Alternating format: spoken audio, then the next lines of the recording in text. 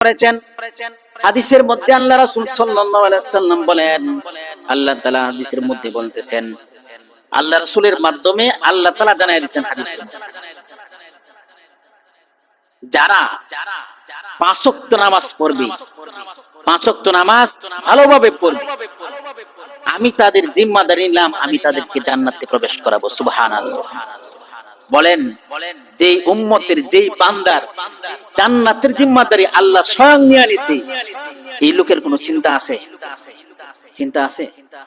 আজকে যদি দেশের প্রেসিডেন্ট, এই দেশের যিনি প্রেসিডেন্ট, যিনি সরকার, উনি যদি বলে আমি আপনার জিম্মাদারি নিয়ে নিলাম, যে কোনো চাকরি আপনার সন্তান পরিবারের কেউ চাকরির প্রয়োজন হয়, আমার কাছে খালি ফোন দিবেন, কোনো টাকা কিছুই লাগবে না, কারো সাইন লাগবে না, তাহলে কোনো চিন্তা আছে? খালি পরিবারের লোকদেরকে কোনো মতে মেট্রিকটা পাস করতে, কোনো মতে একটা সার্টিফিকেট, কারণ জিম্মাদারি তো প্রেসিডেন্ট নিছে। আর আল্লাহ তাআলা জিম্মাদারি নিয়ে নিছেন, যে ব্যক্তি 5 ওয়াক্ত নামাজের হেফাজত করবে, 5 ওয়াক্ত নামাজ জামাতের সহিত আদায় করবে, আল্লাহ তাআলা তাকে নিজ জিম্মায় জান্নাতে প্রবেশ করাইবেন। এই জন্য 5 ওয়াক্ত নামাজ পড়তে হবে। আমাদের 5 ওয়াক্ত নামাজগুলো গুরুত্ব সহকারে পড়তে হবে, 5 ওয়াক্ত নামাজের ইহতিমাম করতে হবে। যে ব্যক্তি 5 ওয়াক্ত নামাজের ইহতিমাম করে, তার জীবনের জিন্দেগীর গুনাহগুলো আল্লাহ তাআলা maaf করে দেন। আল্লাহ রাসূল সাল্লাল্লাহু আলাইহি ওয়াসাল্লাম সাহাবায়ে কেরামদেরকে বলেন, হে আমার সাহাবীরা,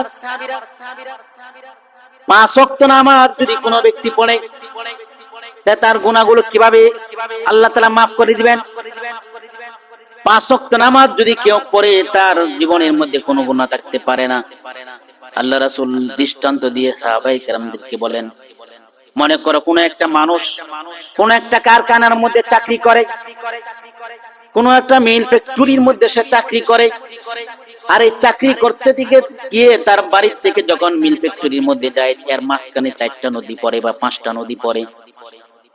এই নদীর উপর দিয়ে যাওয়া যায় না, পানি ভেঙে যেতে হয়। আবার কারখানা থেকে যখন কাজ শেষ করে বাড়ির মধ্যে আসে, তখন আবার এই পানির মধ্যে পানি ভেঙে আসতে হয়, গোসল করে আসতে হয়। কি করতে হয়? মানে পুরো শরীরে ভিজে যায়।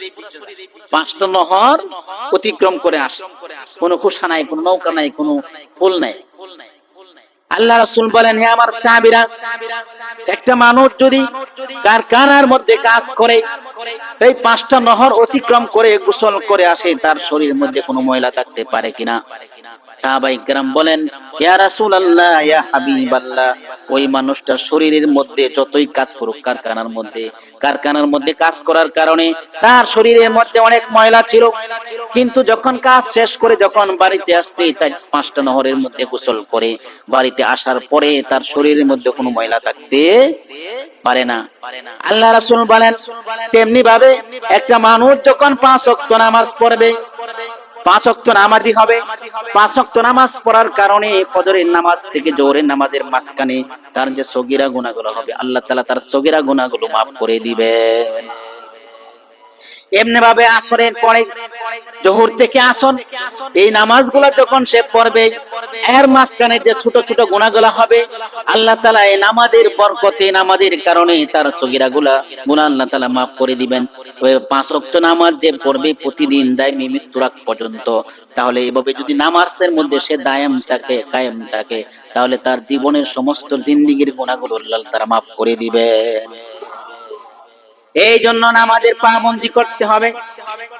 অন্য এক হাদিসের মধ্যে আল্লাহ রাসূল সাল্লাল্লাহু আলাইহি ওয়াসাল্লাম এই শীত মৌসুমে একটি গাছের মধ্যে যখন জাকি দিলেন, গাছের পাতাগুলো ঝরে গেল। আল্লাহ রাসূল বলেন, আমার সাহাবীরা, তোমরা আমাকে কেন জিজ্ঞাসা করো না এই কাজটা আমি কেন করলাম?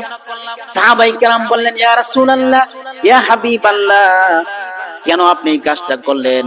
আল্লাহ রাসূল বলেন, যে ব্যক্তি 5 ওয়াক্ত নামাজ পড়বে, ইহতিমামের সহিত 5 ওয়াক্ত জামাতের সহিত নামাজ আদায় করবে, তার জিন্দেগীর গুনাহগুলো এভাবে ঝরে পড়ে যাবে, অর্থাৎ আল্লাহ তাআলা maaf করে দিবেন, maaf করে দিবেন। এই জন্য 5 ওয়াক্ত নামাজ আমি নিজেও পড়বো, নিজের পরিবারদেরকেও নামাজের কথা বলবো।